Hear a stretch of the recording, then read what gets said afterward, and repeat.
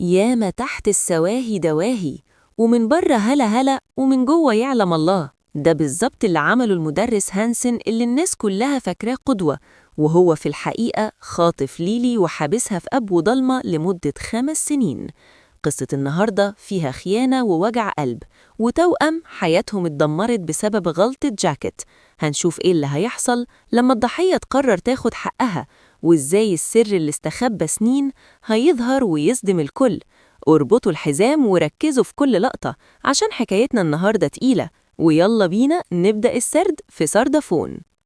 بيبدأ المسلسل مع ليلي وهي ماشية متضايقة في الغابة بعد ما اتخانقت مع أختها، وفجأة بيعدي مدرسها هينسن وبيعرض عليها يوصلها بعربيته، وبتركب معاه، وأثناء الطريق بيسألها على مضايقها، فبتعرفه إنها متخانقة مع أختها، وبيبقى عارف قبل إنه بيدرس لها كمان، وبيقول لها انتوا توأم لكنكم مختلفين جدا.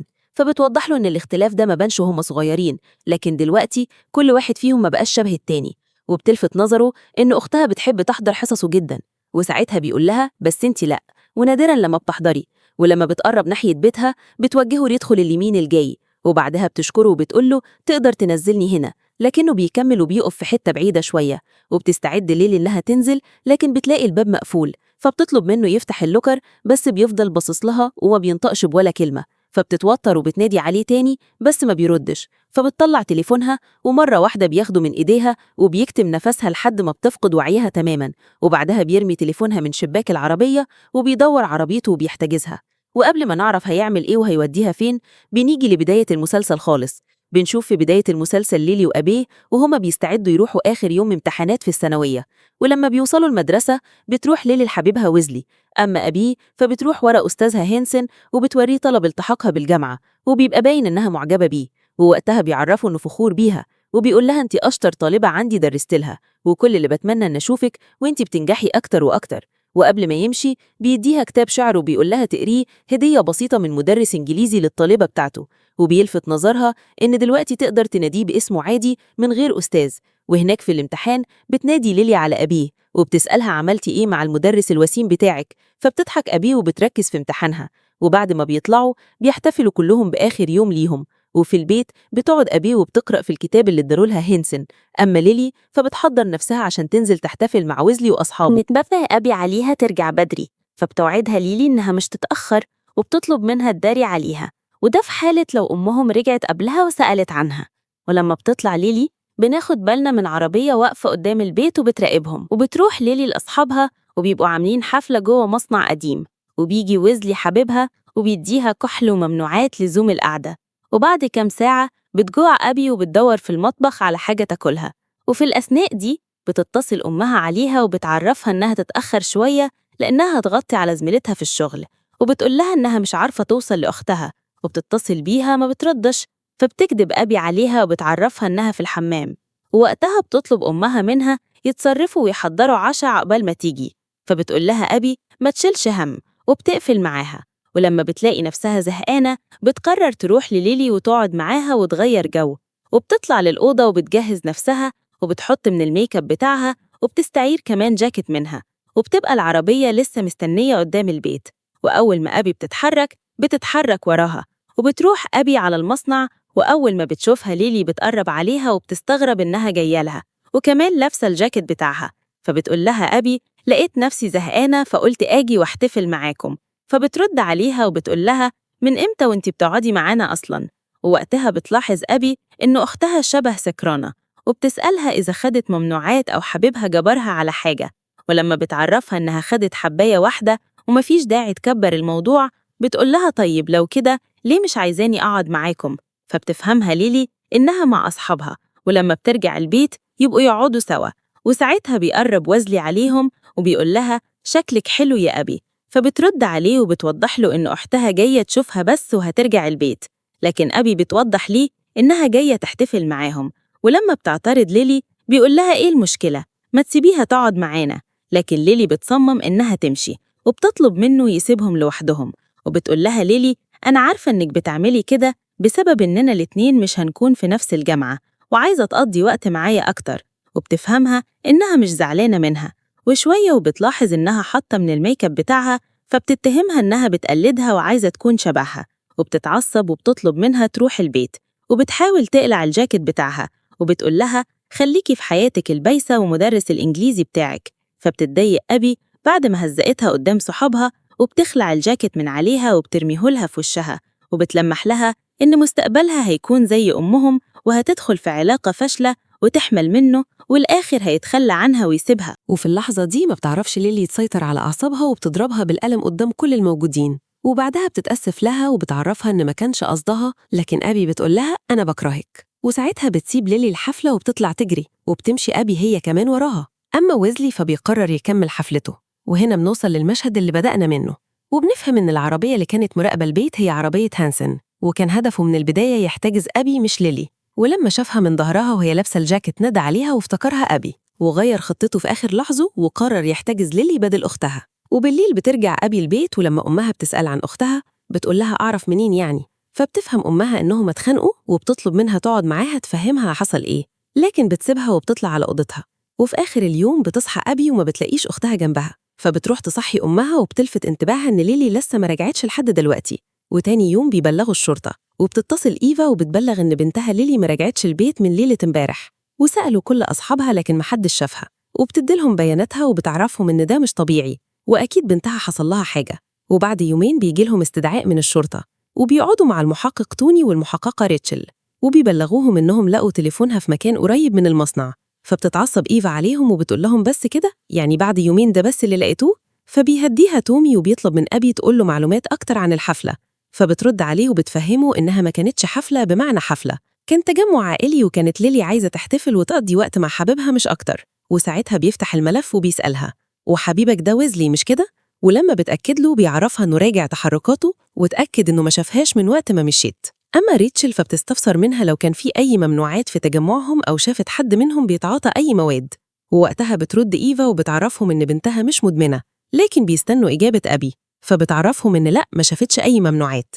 وبعدها بيسألوها عن خناقتها مع أختها وبيعرفوها إن ويزلي قال في إفادته إنكم اتخانقتوا سوا، فبتحكي لهم إنها كانت خناقة عادية بين أي توام وليلي ضربتها بالقلم. وفي اللحظة دي بتستغرب إيفا وبتسألها قلتي إيه لأختك عشان تمد إيديها عليكي؟ وفي اللحظة دي بتحس أبي بإنها متهمة وبتقول لهم قصدكوا إيه؟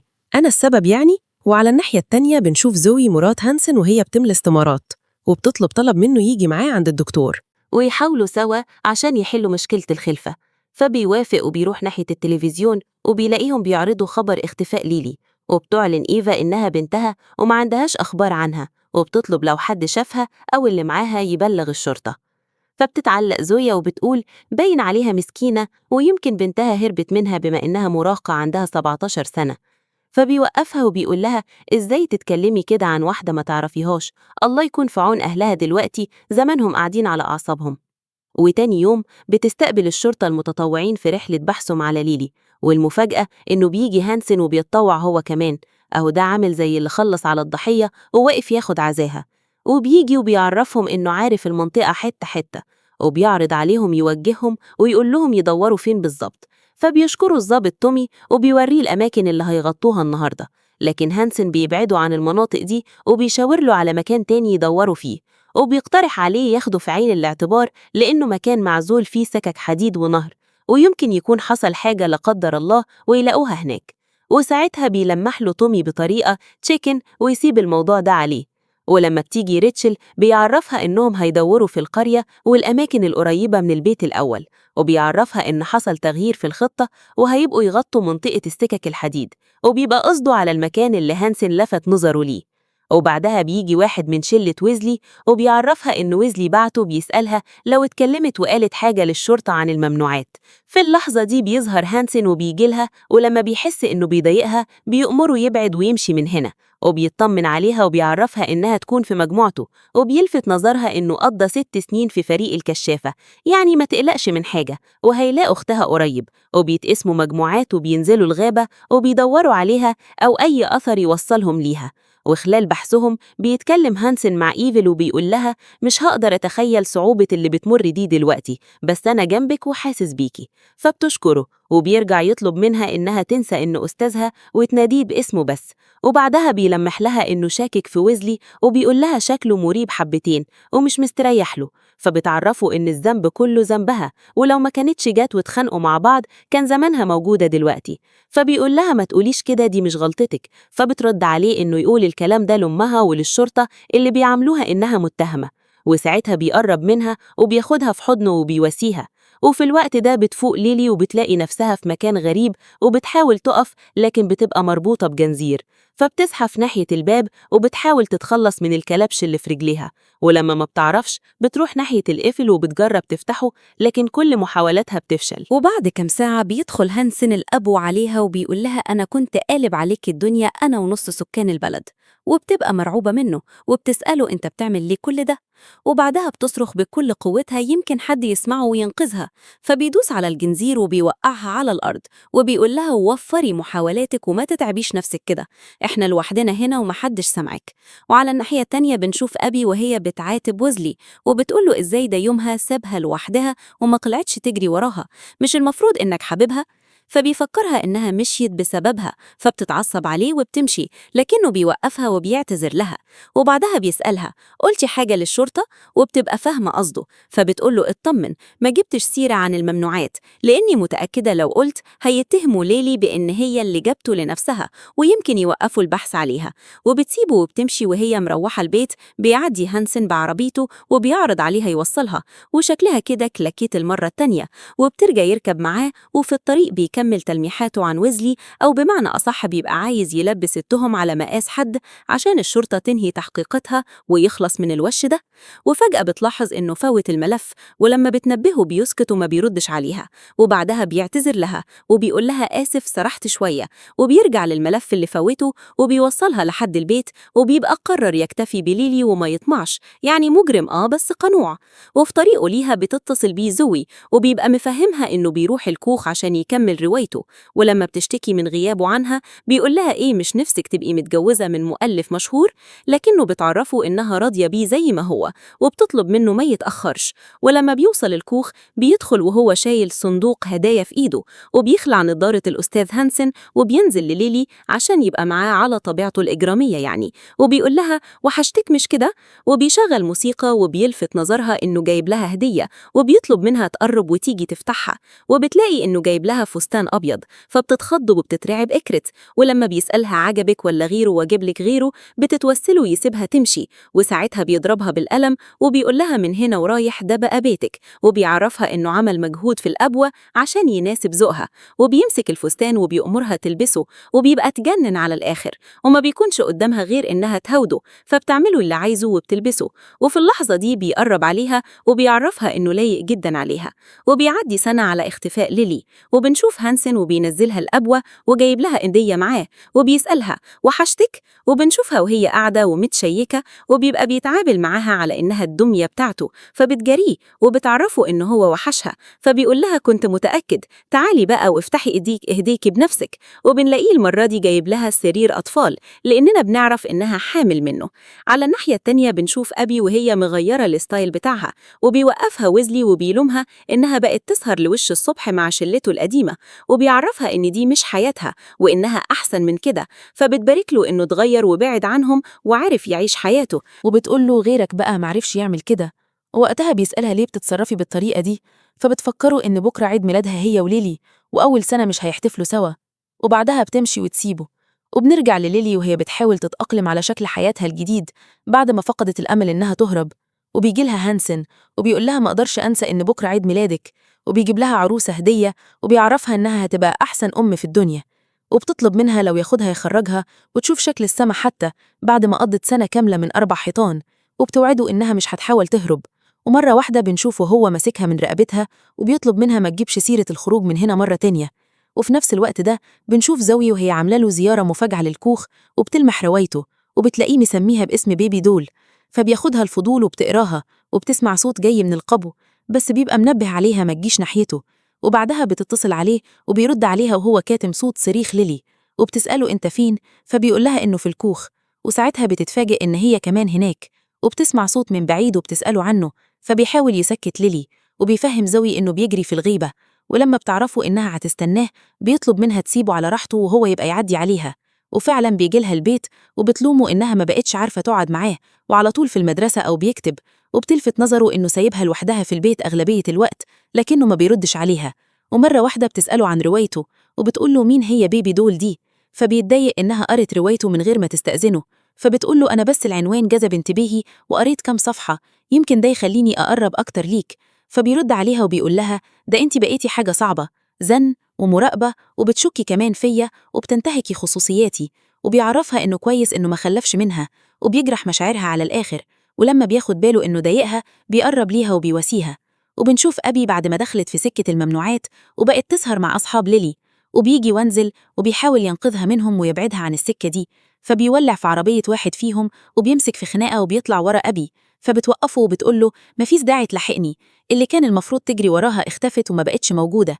فبيقول لها إنه جاي عشان يطمن عليها وبيطلب منها تبعد عنهم زي ما هو بعد عنهم، وبيعرفها إن مش هيجي خير من ورا معرفتهم. وقبل ما تمشي وتسيبه بيقول لها بالمناسبة كل سنة وانت طيبة، وساعتها بتسيبه يوصلها لحد البيت وبتشكره إنه ساعدها. ولما بتروح البيت بتستلمها أمها وبتكون لمحتهم من الشباك، وبتقول لها هو ده بقى اللي كنتي معاه، هتودي وشك فين من أختك لما ترجع وتلاقيكي مع حبيبها. بس أبي بتتهمها إنها سكرانة ومش عارفة بتقول إيه، وبتروح على أوضتها وبتتمنى عيد ميلاد سعيد لأختها. وفي الأثناء دي بنشوف ليلي وهي على مشارف الولادة، وبيدخل هانسن عليها وبيستغرب إن ولادتها جت بدري عن ما هو متوقع، وبيروح ناحيتها عشان يفحصها وبيعرفها إنه شايف راسه. في اللحظة دي بتمسك الجنزير وبتلفه على رقبته وبتشده بكل قوتها لحد ما بتسيبه على الأرض وهو شبه فاقد لوعيه، وبتاخد المفتاح وبتروح ناحية القفل وبتفتحه، وبتمشي ناحية الباب وبتحاول بكل قوتها توصل للباب عشان تخرج من القبو، وبتنسى خالص الجنزير اللي في رجليها. ساعتها هانسن بيشدها منه وبتاخد السلم كله دحرجة على تحت. وبعد أقل من ساعة بتدخل ليلي لمرحلة الولادة، وبما إن مفيش غيرهم بيولدها بنفسه وبيطلب منها تتجاوب معاه وتسمع أوامره. فبتصرخ بكل قوتها وبتولد، ولما بتفوق وبتسأل عن بنتها بيعتبها إن كل ده بسببها، ولو ما كانتش حاولت تهرب ما كانش حصل كل ده، وبيعرفها إنهم فقدوا الولد فما بتصدقوش وبتتهمه إنه بيكذب عليها، وبتعرفوا إنها سمعت عياقته فبيقول لها أكيد كنت بتحلمي، وبيأكد لها إنه نازل متوفي. في اللحظة دي بتنهار من العياط وبيقعد يواسيها. وبعد كام يوم بنشوفها وهي في الأب وماسكة العروسة وبتتكلم معاها على أساس إنها بنتها، وبتتأسف لها إنها حاولت تهرب عشان تولدها وهي حرة وما كانتش تعرف إنها تكون سبب في خسارتها. وفجأة بتمر بنوبة عصبية وبتكسرها 100 حتة، هي وسرير الطفل وكل حاجة حواليها.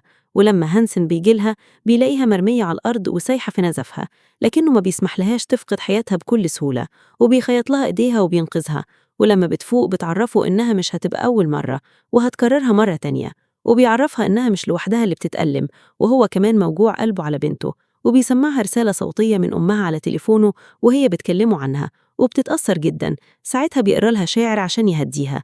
أما أبي وإيفا فما بيفقدوش الأمل إنهم يلاقوها، وبيوزعوا منشورات في كل حتة يمكن حد يشوفها ويبلغ. وبتعدي سنة والتانية وبرضه ما بيكونش في أي أخبار عنها، وبنعرف إن ويزلي وأبي بقوا مع بعض وارتبطوا، لكن برضه ما يقسوش إنهم يلاقوها. وبنرجع لليلي وبتفتكر إن هانس يرجع الجنزير ويربطها بعد ما اعتدى عليها، وبتطلع لحد السلم وبتفتحه، وساعتها بتدخل في الممر وبتلاقي باب تاني وراه، وبتمسك خشبة وبتحاول تكسر القفل بيها. أما هانسن فبيفتكر وهو في وسط الطريق إنه نسي يكتفها بالجنزير، وبيلف عربيته بسرعة عشان يرجع لها قبل ما تهرب، بس بيكون فات الأوان ونجحت أبي إنها تكسر القفل وتفتح الباب. وفي الأثناء دي بيلمح وراه عربيات شرطة بتلحقه، فبيضطر بقى يقف غصب عنه وبيطلبوا يشوفوا رخصته، وبعدها بيحذروه يسوق بالسرعة دي تاني وإلا ياخد مخالفة. وفي الوقت ده بنشوف ليلي بعد ما كسرت الشباك وبتاخد الغابة جري بعد ما افتكرت إنها تبقى أسيرة للأبد، وبتوصل للآخر لحد ما بتلاقي النهر قدامها والغابة وراها، وبتجري في الغابة لحد ما بتقدر توصل للطريق أخيراً، وبتوقف أول عربية جاية قدامها وبيوصلها الراجل لغاية البيت. وما بتصدقش إيفا وهي شايفة بنتها قدام عينيها بعد كل سنين الغياب دي، ووقتها بتترمي ليلي في حضنها ومش مصدقة إنها عاشت اللحظة دي وقدرت تنجي بحياتها، وبتبقى خايفة لهانسن يلحقها لحد هنا، وبتأكد على أمها يقفلوا كل الشبابيك وما يفتحوش لحد. وفي اللحظة دي بتفتح أبي باب الشقة عليهم، وبتتصدم لما بتشوف أختها قدام عينيها، وبتجري عليها وبتاخدها في حضنها، وبتقولها كنت حاسة إنك عايشة، وبتلفت نظر أمها إنهم لازم ينقلوها المستشفى، فبتوقفها ليلي وبتفهمها إن لازم محدش يعرف إنها هنا، وبتطلب منها توعدها ما تجيبش سيرة لأي حد. ووقتها بتلمح إيفا الشرطة وهي جاية عند البيت، فبتجري تفتح لهم، فبتخاف ليلي منهم وبتبعد بعيد. بس أمها بتطمنها وبتعرفها إنهم محققين من الشرطة وجايين عشان يتكلموا معاها. وساعتها بيتكلم تومي وبيعرفها بنفسه وبيطلب منها تحكي له كل حاجة وما تخافش، فبتفهمهم إنها ما تقدرش تتكلم لأنه مش هيسكت ويأذيهم. فبيستفسر تومي منها مين ده وهيأذيهم إزاي، فبتحكي لهم إنه قال لو حاولتي في يوم تهربي هاجي وهأذي أسرتك. وبيستغربوا كلهم اللي بيسمعوه. وفي نفس الوقت ده بنشوف هانسن وهو راجع البيت لمراته وبنته، وبيعرفهم إنه عمل لهم مفاجأة ولازم يحضروا شنطهم دلوقتي عشان كلها ساعات ويسافروا. وبنرجع تاني لتومي وهو بيسأل ليلي الشخص اللي هددك وهدد عيلتك هو نفسه اللي احتجازك ومنعك تهربي، وبنفهم إن تومي بيحاول يتأكد إنها كانت محتجزة طول الفترة دي من غير ما يضغط عليها في الأسئلة. وساعتها بتميل أبي عليها وبتفهمها إنها لازم تقول اسمه لأنهم مش هيكونوا في أمان إلا لو اتقبض عليه. وفي اللحظة دي بتفاجئهم إن الشخص اللي احتجزها هو الأستاذ هانسن، وبيحاولوا كلهم يستوعبوا الصدمة. أما تومي فبيخرج من عندهم وهاتك يشتم فيه، وبيقول لريتشل لأ ده كان واقف بيدور معانا عليها، وبيطلب منها تعين واحدة لحراسة البيت وتبعت واحدة تانية على بيت هانسن وواحدة تالتة على المدرسة. فبتلف نظره إنهم لازم يودوا ليلي للفحص الأول عشان يثبتوا التهمة عليه. وفعلا في نفس اليوم بتيجي واحدة وبتقتحم بيت هانسن، لكنه بيبقى سابق بخطوة ونجح يهرب منهم على الناحية التانية. بنشوفهم وهم واخدين ليلي للفحص الجنائي وبيكشفوا عليها حتة حتة وبياخدوا منها عينات. ووقتها بتقول لهم الدكتورة وأنا بفحص الحوض لقيت فيه تغيرات تبين إنك كنتي حامل ولسه والدة قريب، وبتسألها لو كانت حامل فعلا. وساعتها بتستغرب أبي وأمها وبيبشوا لها وبيبقوا مستنيينها تنكر كلام الدكتورة. ولما بتسكت تماما بتسيبهم أمها وبتطلع بره وما بتبقاش قادرة تستحمل اللي حصل في بنتها. فبتعترف ليلي للدكتورة إنها كانت حامل وبنتها توفت وهي بتولدها، وبتتأثر أبي وبتتضايق. أما الدكتورة فبتعرفها إنها هترتب لها ميعاد مع دكتور نفسي قريب عشان يساعدها تتخطى أزمتها. وبعد ما بتمشي بتواسيها أبي. وفي المستشفى بيكملوا التحقيق مع ليلي، وبتسألها ريتشل لو شافت أثر لمراته أو أي حد تاني، لكن بترد عليها وبتقول لها أنا ما شفتش غيره. وبتراجع معاها تفاصيل هروبها وبتسألها لو فاكرة أخدت وقت قد إيه من كوخ للطريق، فبتعرفها إنها ما حسبتهاش وكان كل هدفها إنها تهرب بسرعة قبل ما يجي. ولما بتسألها شفتي أي نهر أو جبل أو أي حاجة تقدر تفيدنا عشان نعرف نحدد مكان الكوخ، بترد عليها بإنها شافت شاطئ ووراه جبل، وبعدها رجعت للغابة وعرفت تحدد الطريق من صوت العربيات، ووقفت أول عربية تقابلها وساعتها خدها رات العجوز وهو اللي وصلها لبيتها. فبيشكرها تومي على مساعدتها وبتسأله لو عرفوا يقبضوا عليه، فبيطمنها إن القبض عليه مسألة وقت مش أكتر. وبنعرف إن تومي قفل عليه خطة الهروب بره البلد ومعرفش يسافر بعد ما اسمه وصورته بقوا في كل مكان. ولما بيعدي بعربيته وبيشوف قدامه كمين بيسأل زوي فاكره التلميذة اللي كانت مهووسة بيا ودخلت في علاقة عبيرة معاها، وبيكمل وبيقول لها إنها ما تحملتش إنه يبعد عنها وطلعت إشاعات عنه في كل حتة لدرجة إنها قدمت بلاغات كاذبة في الشرطة وسوقت سمعته على الآخر.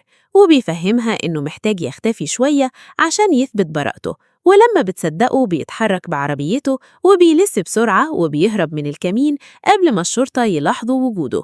ولما بيرجعوا من المستشفى بيلاقوا الصحفيين كلهم متجمعين قدام البيت، ووقتها تومي بيساعد ليلي وبيغطيها بالجاكيت بتاعه، وبتفرح لما بتدخل أوضتها وبتحس إن كل حاجة زي ما هي وما اتغيرتش. فبتترمي على سريرها وبتلبس لبسها وبتحط من العطر بتاعها وبتتنطط وبترقص من الفرحة، لكن فجأة بتلم صغارها وبتنهار من العياط وبتدخل في نوبة عصبية. في اللحظة دي بتيجي أبي وبتهديها. على الناحية التانية بنشوف هانسن وهو قاعد مع زوي وبنتهم في المطعم، ولما بيلمح ضباط حواليه بيعرف مراته إنه هيروح الحمام، لكنه بيلمحوه على آخر لحظة وبيطاردوه وبيحوطوه من كل اتجاه، وفي النهاية بينجحوا يقبضوا عليه. وفي نفس الوقت بتبقى أبي قاعدة مع ليلي وبيتكلموا في الذكريات، ومرة واحدة بتيجي نوتيفيكيشن على موبايل أبي وبتشوف خبر إنهم قبضوا على هانسن، وبتعرف ليلي إن الخبر متذاع المواقع، وما بتصدقش ليلي إنها عرفت تتخلص من الكابوس ده أخيراً. وفي اسم الشرطة بنشوفهم وهم بيحققوا معاه، وبيعرفهم إن كل الكلام اللي طلع عليه كذب في كذب وملوش أي أساس من الصحة، وبيعرفهم إن ليلي كانت طالبة عنده مهووسة بيه، واعترف لمراته وبعد عنها، ومن وقتها وهي بتلاحقه في كل حتة. وبيعرفهم إنه المسألة دي كانت قبل اختفائه بفترة، لكن تومي ما بيقتنعش بكلامه وبيسأله كنت محتجزها فين؟ وبيواجهوا إنهم فحصوها وعرفوا منها إنه حبسها في قبو لمدة 5 سنين، فبيقول أنت لو أثبتت ده فعلاً ما كانش زمانك قاعد وبتحقق معايا. وفي اللحظة دي بينهي تومي التحقيق وبيخرج وبيتصل على ريتشل وبيطلب منها تقوله أخبار حلوة، فبتعرفوا إنهم لقوا الكوخ لكنه سبقهم وتخلص من أي دليل ممكن يدينه. وبتبعت له الصور على موبايله، ولما بيفتح اللوكيشن الكوخ بيلاقيه في المنطقة اللي كان هيدور فيها، ووقتها بعدوا عنها وخلاهم يدوروا في مكان تاني. وتاني يوم الصبح بتقرب ليلي من أبي وبتسألها عن ويزلي، وبتقول لها ما تعرفيش أي أخبار عنه ويا مشي ولا لسه في القرية. فبتعرفها إنه بقى يشتغل ميكانيكي دلوقتي، فبتفرح وبتقول لها فعلا كان دايما مهووس بالعربيات. وبتتضايق أبي من أسئلة بنتها عنه، وخصوصاً وهي عارفة إن بنتها التانية بقت مرتبطة بيه ومخبية عليها. وبتنضم ريتشل للتحريق وبيفتحوه مرة تانية، وبتسأله عن صورته مع ليلي اللي لقيتها في الكوخ، وبتطلب منه يفسر لها. فبيقول لهم أنا سعيد جداً إنكم لقيتوها، والصورة دي بتثبت حقيقة كلامي وملاحقتها ليا. وبيعرفهم إنها على طول كانت بتتصور معاه صور كتير زي دي، وبينبههم إن ده كان قبل اختفائها. لكن ريتشل ما بتقتنعش بكلامه، ووقتها بيقاطعوا تومي وبيسألوا دفنت الولد فين؟ فبيقول لها أنهي ولد؟ هي راحت حملت من واحد وما لقيتش غيري تعملوه ككبش فدا وتلبسوه العيل؟ وساعتها تومي بيعرفه هو ومحاميه إنه هيقدم طلب للنيابة العامة عشان توجه له تهمة الاحتجاز والاعتداء على قاصر، وبيفقد هانسن أعصابه وبيعرفهم إنه بريء. وبتيجي الشرطة وبتحتجزه، والصبح بيجي ويزلي وبيعدي عليهم وبتفتح له ليلي، وبيبقى أول مرة يشوفها بعد غياب ومش بيلاقي كلام يقوله، فبتعرفه إنها فرحت لما شافته، فبيرد عليها وبيعرفها إنه هو كمان. وبتبص أبي عليه من بعيد وبتقوله ما توقعتش إنك تجيلنا فجأة كده، فبيعرفها إن ليلي اتصلت بيه وطلبت منه يجي، وبتعزمه ليلي إنه يقعد ويتغدى معاهم زي أيام زمان، وبيقعدوا كلهم سوا. وبتحاول تفتح كلامه وبتسأله لو لسه عايش في نفس البيت، فبتبصله أبي ووقتها بيعرف ليلي إنه اشترى شقة وعايش فيها، وبتفكروا إن طول عمرهم كانوا بيحلموا يعيشوا في شقة مع بعض. وبتسمع أبي الكلام ده وبتتضايق، وبنعرف إنها كانت عايشة مع ويزلي في شقته قبل ما ترجع أختها. وبعدها بتسأله لو لسه بيقابل شلتهم القديمة، لكنه بيعرفها إنه بعد عنهم، فبتقوله إيه كمان اتغير احكيلي. ووقتها بتقطعها أمها وبتطلب منها تكمل أكل، وبيقاطع ويزلي الصمت ده وبيقول لها أنا آسف يا ليلي على كل حاجة حصلت لك، وبيعرفها إنه استعاد أحداث ليلة المشؤومة دي أكتر من مرة، وكان يتمنى لو اتصرف ولحقها، وبيصارحها إنه كان يتمنى لو الزمن يرجع بيه. فبتقاطعه وبتعرفه إن الزمن مش هيرجع واللي حصل حصل، وبالغلط بتوقع أبي مية عليها. ولما بيقرب ويزلي منها عشان يساعدها بتبعد عنه، وبتعرفه إنها هتطلع تغير هدومها وترجع لهم. وفي الوقت ده بتطلب أبي منه إنه يمشي، بس ليلي بترفض وبتقول لها وهنقول إيه لليلي، وبتعتبه إنه جه من الأساس، فبيعرفها إنهم لازم يصرحوها بحقيقة إنهم مع بعض. وساعتها بتيجي ليلي وبتسمعهم، فبتقول لها أبي أنا كنت هشرح لك كل حاجة. فبتسألها ليلي من إمتى وإنتوا مع بعض؟ أول ما اختفيتي مش كده؟ وبيبرر لها إنهم كانوا أصحاب وبعد كده اتطورت علاقتهم فجأة. فبتستغرب وبتقول من إمتى؟ طول عمرك يا أبي ما بتطيقوش. وبتقول لهم معلش أنا فهمت صح، في الوقت اللي أنا بعيش فيه أسوأ أيام حياتي كنتوا إنتوا عايشين سوا وتحبوا في بعض. وبتعرفهم إنها مصدومة فيهم وبتاخد بعضها وبتمشي من قدامهم. وتاني يوم بتقعد ليلي قدام التلفزيون وبتتابع خبر اعتقال هانسن وبتعيد فيه كذا مرة، وبتيجي أبي وبتتأسف لها وبتقعد جنبها وبتتكلم معاها، لكن ما بتردش عليها وبتفضل تعيد في الخبر، وبتسيبها وبتروح تلم حاجتها من شقة ويزلي، وبيطلب منها لو تستنى يمكن تقبل علاقتهم، بس بتعرفه إنه أختها ما عندهاش حاجة تعيش عشانها غيرها ومش مستعدة تخسرها.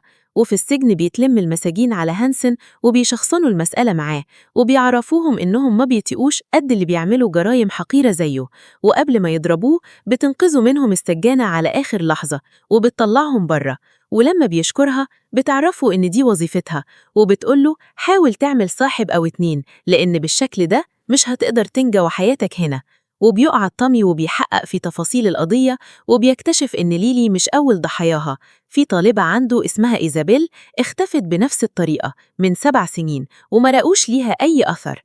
على الناحية التانية بنشوف زويا وهي جاية السجن وبتزوره، وبتعرفه إن بنتها بتسأل عليه ومش عارفة تقول لها إيه، فبيطمنها إنه هيخرج قريب، وبتفهمه إنها ما بقتش عارفة تصدق إيه، وبتقوله أنت فعلا كنت بتقضي فترة طويلة في الكوخ وما بترجع لناش غير فين وفين. فبيتعصب عليها ويفهمها إنه كان بيكتب روايته، وبتسأله لو في حاجة مخبيها عليا قولها لي، فبيقول لها إحنا سبق واتكلمنا في الموضوع ده أكتر من مرة. فبترد عليه إنه ما قالش غير إنه دخل في علاقة ببنته وحملت منه وما عرفهاش هي مين، فبيعترف لها إن أليس تبقى بنت ليلي، وبنفهم إنه خدها لزويا تربيها على إنها بنتهم قدام الناس، وكذب على ليلي وفهمها إن بنتها توفت ولولتها. وبنشوف الصحفيين وهم متجمعين حوالين زوي وبيسألوها لو مصدقة أقوال جوزها، فبتقول لهم أنا مصدقة كل كلمة قالها وهقف في جنبه للنهاية، وبتفهمهم إن ليلي بنت موهومة وبتطلع إشاعات ملهاش أي أساس من الصحة. وفي نفس الوقت بتبقى ليلي وأمها قاعدين وبيتابعوا الأخبار، فبتقفل أمها التلفزيون وبتقول عنها إنها غبية ادت فرصة لجوزها إنه يخدعها ويمليها اللي عايز يوصله للناس. فبتتضايق ليلي إن الناس مش مصدقينها وفاكرينها بتجري ورا هانسن وبتطلع عليه إشاعات. وبيروح تومي يحقق معاه وبيسأله إذا درس لطالبة اسمها إيزابيل في مدرسته القديمة، وبيعرفه إن مفيش أي أخبار عنها من 7 سنين، وبيسأله فاكرها مش كده؟ لكن هانسن بيختار يسكت وما بيردش عليه بولا كلمة. ووقتها بيحط تومي صورتها قدامه وبيقوله المسكينة لما اختفت كانت في نفس عمر ليلي، فبيتدخل المحامي بتاعه وبيسأله بتلمح بإيه، فبيرد عليه إنه ما بيلمحش بحاجة وكان عايز يسمع إجابات موكله مش أكتر. لكن هانسن بيكمل في نفس الوضعية وبيرفض يقول أي كلمة عشان ما يستغلهاش ضده في التحليقات. وبعد ما بيمشي بيتكلم المحامي بتاعه معاه وبيوضح له إن لو ليلي ما سحبتش اتهاماتها واتهموه في قضية إيزابيل كمان مش بعيد ياخد فيها مؤبد، وبيقترح عليه إن في حالته دي اعتراف هيحسن موقفه في القضية ويمكن يلهيهم من إنهم يفتحوا قضية إيزابيل، وساعتها يطلع من السجن بعد 7 سنين أو 10 بالكتير. ووقتها بيطلب هانسن منه يبلغه إنه مستعد يعترف، لكن بشرط واحد، إنه يعترف قدام ليلي. وبيوصل الخبر لتومي وبيحاول يقنع رؤسائه إنهم يسيبوه يدبر مقابلة بين هانسن وليلي، وبيوعدهم إن مش هيكون في أي خطر على حياتها وهيقدروا يعرفوا مكان إيزابيل وينقذوها لو لسه عايشة. فبيفوضوا لي المهمة دي وبيوافقوا، وبيطلع من عندهم وبيطلب منها تتواصل مع إدارة السجن وتجهز للمقابلة، بس بتلفت نظره وبتقوله ليلي لسه نفسيتها مش مستعدة للمقابلة دي وممكن لما تشوفه تنهار وما نعرفش نسيطر عليها. فبيطمنها إنه مجهز أخصائي نفسي هيكون هناك، لكنها ما بتبقاش راضية عن تهوره وبتقوله افرض بعد ده كله وطلعت إيزابيل متوفية من بدري. بس بيحط افتراضية تانية إنها ممكن تكون عايشة وعلى وشك تفقد حياتها من قلة المية والأكل. وبعدها بيروح تومي وبيعمل لهم زيارة في البيت، وبيعرف ليلي وبيقول لها احتمال كبير يكون هانسن احتجز بنت قبلك، وبيحكي لها إنها كانت طالبة عنده في مدرسته القديمة واختفت من مدة، وبيسألها لو لقت أي علامات في الأبو تدل على إن كان في حد قبلها، فبتجاوبه بإنها ما شافتش حاجة، وبتسأله تفتكر هي ممكن تبقى فين دلوقتي، فبيرد إن جايز هربت وخافت تيجي وتشهد ضده. وقتها بتكمل له ليلي وبتقول له أو يمكن لسه أسيرة لحد دلوقتي، وبتصرحه إن كان فيها علامات على الحيطة فعلا. ولما بيسألها شكلها إيه العلامات دي بتعرفه إنها مش متأكدة قوي لكن يشبهوا أول حرفين من اسمها. وساعتها بيصرحها إن هانسن رافض يتعاون معاهم، لكنه قرر يعترف ويحكي لهم عن إيزابيل بشرط واحد، إنه يعترف قدامها. فبتترعب وبتقول له مستحيل أروح أشوفه، فبيرد عليها وبيقول لها لها أنا آسف، مضطر إن أطلب منك الخدمة دي عشان مفيش غيرك هيقدر يساعدنا في إننا نلاقي إيزابيل. لكن بترفض أمها وبتوصله لحد الباب وبتمشي، وبتمشط الشرطة المناطق القريبة من الكوخ وبيته، وبيدوروا على أي أثر لإيزابيل. وبيتصل تومي على ريتشل وبيعرفها إن كان معاها حق وليلي مش موافقة تقابله، وبعدها بيسألها إيه الأخبار، لقيتوا أي حاجة؟ فبتعرفوا إن الأخبار مش حلوة وبيدوروا على إبرة في كوم قش، فبيطلب منها يكثفوا نطاق البحث أكتر عشان يلحقوا ينقذوها لو لسه عايشة. في الوقت ده ليلي بتقابل ويزلي وبيتمشوا سوا وبيتأسف لها إنه جرحها لما رجعت ولقيته في علاقة مع أختها، فبتعرفوا إن كل ده مش مهم دلوقتي، وبتقوله أنا ما كنتش هنا وأكيد ما توقعتوش إني أرجع وأظهر فجأة بعد كل الفترة دي. وبتاخدوا المكان المصنع وبتعرفوا إن مكانها المفضل، ولما بيحس إنها بردت بيقلع الجاكيت بتاعه وبيديها لها، وبتقوله ياه لسه بتستخدم نفس البرفيوم. وبعدها بتقرب منه لكنه بيبعدها عنه، ولما بتزعل وبتمشي وتسيبه يوقفها ويعرفها إنه مش هيكرر نفس غلطته ومستحيل يسمح لها تمشي. فبتقوله اتأخرت قوي للحركة دي، ولو كنت لحقتني من 5 سنين ما كانش زمانه احتجزني وكان زماننا مع بعض. وبعدها بتسأله إيه مشكلتها وليه مش عايزها، فبيقول لها اللي بينا كان مميز يا ليلي، بس إحنا ما بقيناش في سن 17 سنة وكبرنا. وبيعترف لها إنه بيحب أبي بجد، وبعدها بيوصلها لحد البيت. ولما بيدخلوا وبتشوفهم أبي جايين مع بعض وكمان لابسة الجاكيت بتاعه، ولما بتطلع ليليا أوضتها بينادي ويزلي على أبي وبيطمن عليها، فبتنسهل إنهم منفصلين وبتسأله كنت بتعمل إيه مع ليلي، فبيعرفها إن الموضوع مش زي ما هي مفكرة، وبيعترف لها إنه بيحبها. ووقتها بتقوله بس أنت حبيتها هي الأول، ولسه هيسألها تقصد إيه بالكلام ده. بتوصله أمه لحد الباب وبتطلع تتكلم معاه بره، وبتلمح له إن حياتهم فيها دراما كتير، فبيوضح لها إنه ما عندوش النية يفرق بين ولادها، لكنها بتقوله أنت تخليت عن بنتي مرة ومش هسمح لك تكررها، وبتسيبه وبتمشي. وفي السجن بنشوف هانسن بعد ما بقى التارجت بتاع المساجين، وبيستنوه يرجع زنزانته وينزلوا فيه ضرب ويدوله العلقة التمام. وبالليل بتدخل أبي على أختها وبتلاقيها بتعيط، ولما بتسألها فيه إيه بتعترف لها إنها حاولت تقرب من ويزلي وما عملتش حساب ليها، فبتواسيها أبي وبتهون عليها. لكن ليلي بتقول لها أنا بقيت شبه هانسن، ما فكرتش غير في اللي أنا عايزاه، وبتحكي لها إنه احتجز بنت قبلها. ولما أبي بتسألها هي فين دلوقتي بتعرفها إنهم لسه بيدوروا عليها ومحتاجين مساعدتها. وبعدها بتقول لها أنا كنت فاكرة كل حاجة هترجع زي الأول بمجرد ما أرجع البيت، بس اتأكدت إنه مستحيل ده يحصل وحاجات كتير اتغيرت. وبتلفت نظرها إن ويزلي فعلا بيحبها، ووقتها بتكذب أبي عليها وبتفهمها إنها ما بتحبوش. ومرة واحدة بتجري على الحمام وبتفضل في بطنها، فبتفهم ليلي إنها حامل، وفي اللحظة دي بتتأسف ليلي إنها حامل وبتعيط في حضنها. وتاني يوم الصبح بتقع أبي طبق من إيديها وبيروحوا يساعدوها، ساعتها بتنفجر فيهم إن محدش حاسس بيها وكله هيبقى عايش حياته، أما هي هتفضل في مكانها محلك سر. وفي وسط الكلام بتلوم أختها إنها حامل من ويزلي، فبتعرفها إنها هتنزله، لكن أمها بتمنعها وبتواسيها هي كمان، وبتحكي لهم ليلي إنها استنت ييجوا ينقذوها رغم إنها عارفة إن ده مستحيل، وتعرضت للضرب والاعتداء والإهانة من هانسن كل يوم. وبتصارحهم إنها مش قادرة ما تفكرش في البنت وإنها أكيد زيها مستنية ييجوا ينقذوها، وبتقول لهم لازم أروح وأتكلم معاه وأعرف منه مكانها. وفعلا تاني يوم بتستعد تقابله، وبتروح وبتاخد معاه أبي، وأول ما بيشوفها بيناديها باسم بيبي جيرل، فبتسأله عن مكان إيزابيل وبتسأله أنت أذيتها زي ما أذتني وقتها؟ بيتوسل وبيقول لها قولي الحقيقة وخرجيني من هنا، بجح وفاجر. فبتقوله الحقيقة إنك احتجزتني واحتجزت إيزابيل قبلي، وبتحاول تستعطفه وتلعب على مشاعره عشان يعرفها مكانها. وبتستغرب أختها من أفعالها دي لكنها ما بتسمعش كلامها. أما هانسن فبيكمل في تمثيليته قدامها وعايز يطلعها بدور الموهومة، وبيعرفها إن كل اللي حصل بينهم ما كانش اسمه حب، وإنه راجل متجوز وبيحب مراته. وساعتها أبي بتهجم عليه لكن الحراس بيمنعوها، وبنعرف إن غرضه إنه كان عايز يبينها مجنونة مش أكتف. وبتتدهور نفسية ليلي، ووقتها إيفا بتلوم تومي وبتطلب منه يبعد عنهم، وبتروح تزور هانسن في السجن وبيراجع معاه الكلام اللي هتقوله في جلسته الجاية. وبيعدي تومي عليهم وبيطلب منهم يسألوا ليلي لو اتأكدت إن بنتها توفت فعلا وهي بتولدها. ولما بيستفسروا منه ليه بيسأل السؤال بيعرفهم إنه شاكك إن بنتها لسه عايشة، لكن مجرد إحساس لسه مش متأكد. وقبل جلسة الاستماع بتروح أبي البيت عند زوي وبتعرفها إنها مش هتاخد من وقتها أكتر من 5 دقايق، وبتحاول تفوقها وبتعرفها إنه جوزها مش بالصورة اللي فاكراها عنه، واحتجز أختها أسيرة عنده لمدة 5 سنين وأذاها واعتدى عليها، وكمان خلاها تحمل منه وخد بنتها قبل ما تودعها حتى. ومرة واحدة بتلمح لأليس قدامها وبتلاقيها نصحة طبق الأصل من أختها. في اللحظة دي بتتعصب زوي وبتطلب منها ترجع أوضتها بسرعة، فبتسألها اللي شايفاه ده حقيقي، وبتعرفها إن جوزها المصون عرف أختها إنكم فقدتوا بنتها، والحقيقة إنكم خبيتوها عندكم السنين دي على أساس إنها بنتكم، وبتعرفها إنها هتبلغ الشرطة. فبتمنعها زوي وبتزقها بالغلط وبتحاول تفوقها، لكن بتلاقي فيه نزيف نازل من راسها. وفي اسم الشرطة بيجي لتومي التقارير اللي طلبها عن زوي، وبيبقى هو كمان شاكك في بنتهم.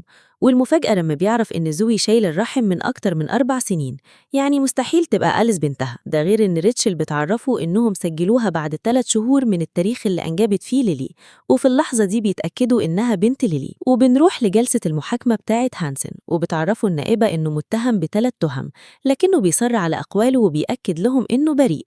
وبتظهر زوي وبيستدعوها لمنصة الشهود، فبترفع إيديها وبتقسم اليمين، وبتبدأ في النص اللي حفظه ليها هانسن، وبتقول إنها حبته من وهي عندها 18 سنة، وإنه أحسن زوج ممكن أي حد يتمناه. ومرة واحدة بتقف وما بتكملش، لكنها فجأة بتعترف قدام كل الموجودين إنه طلع مش زي ما هي كانت فاكراه، وبيتصدم كل الموجودين وأولهم هانسن.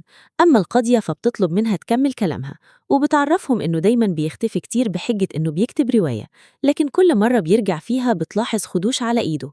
وبتقول لهم أنا غميت عيني عشان ما خدش بالي من الحقيقة، والحقيقة إنه كذب عليا واستغلني عشان أقف قدامكم وأقول كلام ملقنهولي بالحرف وأطالب ببراءته. وبتلفت نظرهم إنه خطير وممكن لو كان طلع يأذي ليلي أو غيرها، وبتعترف إنها مصدقة كلام ليلي بإنه افتجازها واعتدى عليها. وفي اللحظة دي بيتعصب هانسن وبيتهمها إنها كذابة، وبتنتهي الجلسة على كده. وعلى الناحية التانية بتفوق أبي، وبنشوف المحقق تومي وبيحاول يقتحم البيت، وأول ما بيدخل وبيشوفه بتتأكد له إن أليس هي بنت ليلي. ولما بترجع البيت بتعرف أختها إنها راحت لبيت هانسن وقابلت مراته، ومرة واحدة بتصدمها وبتقول لها بنتك طلعت عايشة، ما توقفتش زي ما انت فاكرة. وبتقول لها أنا شفتها وقولي حتة منك، خدوا بنتك ومثلوا دور العيلة السعيدة قدام الكل. وبتعرفها إن ده كمان مش كلامها لوحدها، ده تومي كمان قال نفس الكلام وأثبت إن زوي ما بتقدرش تخلف. وبتلفت نظرها إن أول ما شافتها حست إنها واحدة من عيلتهم. وبعد جلسة الاستماع بيستعدوا ينقلوا هانسن ويرجعوه للسجن تاني، لكنه فجأة بيقع على الأرض وبيمسك الكلبشات وبيضرب بيها راسه، وبتبقى السجانة متفقة معاه، وبتفتح مفتاح الكلبشات ومرة واحدة بيضربها وبيوقعها على الأرض وبينجح يهرب منهم. وبتفتح ليلي صور على موبايلها وبتلاقيها نسخة طبق الأصل منها. في اللحظة دي بيدخل تومي عليهم وبيصدمهم إن هانسن هرب، وبيعرفهم إنه جاي عشان ينقلهم لبيت آمن يقدروا يأمنوهم أكتر فيه، وبيطلب منهم يستعدوا بسرعة ويلموا شنطهم. وبعدها ليلي بتنصح أختها إن قبل ما يمشوا كلهم لازم تعرف ويزلي إنها حامل، وإنه حقه إنه يعرف. وفعلا بتاخده لبعيل وبتعرفه إنها حامل، وبيفرح جدا، لكنها بتقول حبيت أعرفك عشان لو حصل لي حاجة. وبتودعه وبتمشي، وقبل ما يتحركوا من البيت كلهم بتيجي مكالمة من رقم غريب على موبايل إيفا، فبيطلب تومي منها إنها ترد وتفتح السبيكر، ووقتها بيسمعوا صوت هانسن إن هو بينادي ليلي باسم بيبي جيرل. فبتاخد منهم التليفون وبتقفل على نفسها الحمام وبتكلمه، وبتقوله ليه مش عايز تسيبني في حالي، وليه خبيت عليا إن بنتي عايشة.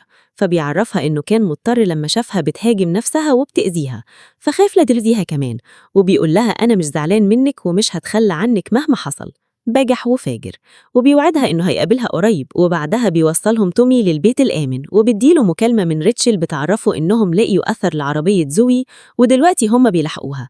وفعلا بنشوف زوي وهي شايلة أليس وبتسمع الشرطة وهي بتنادي عليها، وبيطلبوا منها تقف وما بتحاولش تقاوم، وبتودع أليس وبتسلمها لهم. وبتقرب ناحية الجسر وبتستعد ترمي نفسها، لكن ريتشل بتلحقها على آخر لحظة وبتشدها عندها وبتنقذ حياتها، وبتحلف لها إنها ما كانتش تعرف أي حاجة وكان بيكذب عليها طول الفترة دي. وبعدها بترجع ريتشل عندهم وبتشاركهم التطورات، وبتعرفهم إنهم قبضوا على زوي لكنها في حالة صدمة من اللي حصل، واتضح إنه كان بيسيطر عليها سيطرة مالية ونفسية. أما أليس فبتفتهم إن عادي عيل في سنها ما يستوعبش اللي بيحصل، وبتعرفهم إنهم حطوها في حضانة مؤقتا لحد ما يمهدوا ليها الحقيقة بالتدريج.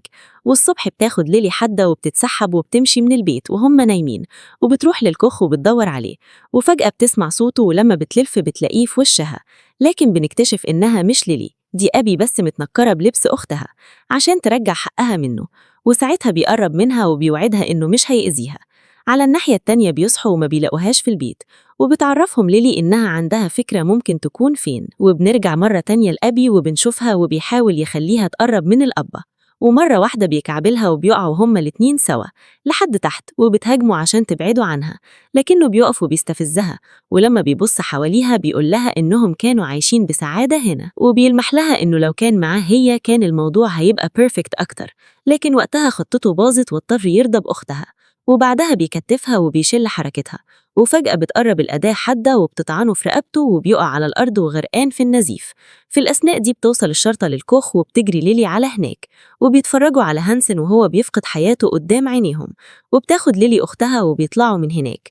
وفي نفس اليوم بتيجي ريتشل وبتعرفوا إنهم لقيوا إيزابيل، وبيروحوا عشان يشوفوها وبيلاقوها جثتها متحللة، ومن حالتها بيفهموا إنها ميتة بقالها كذا سنة. أما أبي فبنعرف إنها حامل في توأم، وبيحتفلوا كلهم بالخبر الجميل ده، وبتقول لها ليلي إنها هتبقى أحسن أم في الدنيا.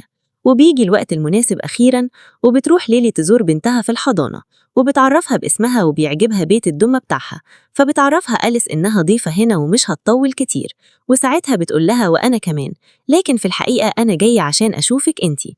ووقتها بترد عليها وبتعرفها إنها موافقة تكون مامتها. أما ليلي فبتوعدها إنها تيجي وتزور كل يوم لحد ما ده يحصل. وفي الآخر زي ما بدأنا بالمثل اللي بيقول قيامة تحت السواهي دواهي، الحقيقة ظهرت وهانسن دفع تمن غدره غالي قوي. قصة ليلي وأبي بتعلمنا إن مش كل اللي بيضحك في وشنا وبيلبس قناع الوقار يبقى ملاك. ساعات الشياطين بتستخبى في هيئة مدرسين وجيران. الحق رجع لأصحابه، بس الوجع اللي عاشوه سنين مش هيموت بسهولة. يا ترى لو انتوا مكان أبي كنتوا هتقدروا تضحوا وتنتقموا لأختكم بنفس الطريقة الصادمة دي، ولا كان عندكم رأي تاني؟ مستني أعرف رأيكم في الكومنتات، وما تنسوش بقى اللايك المتين والاشتراك في قناتكم سردفون، وفعلوا الجرس عشان يوصلكم كل جديد في عالم السرد والغموض. وأشوفكم في الحكاية الجاية. سلام.